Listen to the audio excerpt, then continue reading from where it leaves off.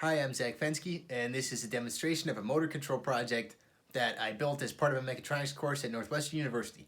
So here is an overview of the circuitry. The brains behind the operation is this PIC32 microcontroller. We also are using a specifically programmed chip to count the pulses of the encoder, send them back to the PIC32. We have an H-bridge to drive the motor, and a current sensor. Then we have our DC motor over here with an inertia bar attached. The PIC32 controls all of this and then sends information back and reads information from the host computer here. So here is in MATLAB the client that interacts with the user. So we have a list of options that we can do. For example, we can read the current sensor in ADC counts, or we can read it in milliamps. We can check the angle of the motor, which is now set to 0 degrees.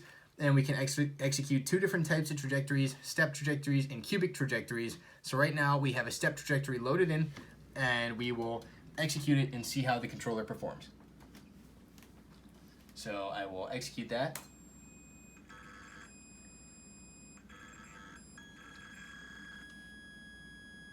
And there is the motor attempting to track the reference signal that we gave it. So when the motor's done doing that, it sends the recorded information and positional data back to the host computer for plotting. So the blue line here is the reference trajectory that we attempted to track, and then the red is the actual performance of our controller. So you can see that we tracked it reasonably well here with an average error of 9.8 degrees, and that's for a step trajectory.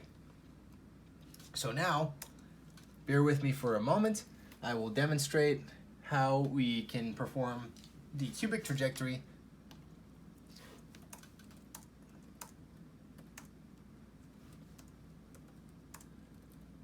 Just give me a second to make sure that everything is set up correctly.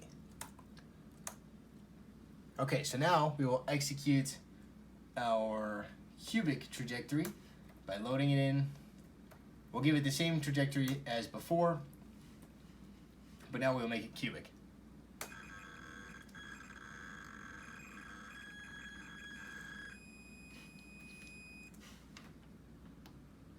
And once again, we have the result that has been printed back to the computer. Now, this is a little bit abnormal, this little glitch that happened here that generally does not happen with it, but you can see that it tracks it reasonably well. And we have 8.9 degrees of error over the course of the trajectory tracking. We are also able to send the motor directly to a position that we would like. So we can zero the encoder, and now let's say that we would like to send it to 720 degrees from the 0 position. So the motor will go there as quickly as possible, and then once again it will produce a plot for us of the reference trajectory and the actual performance of the controller. And here you can see that we have a reasonable rise time, no overshoot, and that there is pretty much no steady state error in the tracking here. The motor can also be controlled by simply manipulating the PWM signal, so we can go as fast as possible in the counterclockwise direction. We can quickly reverse that to the clockwise direction at half the speed, and we can pretty much do anything in between. So we have direct control over the motion of the motor from the client computer.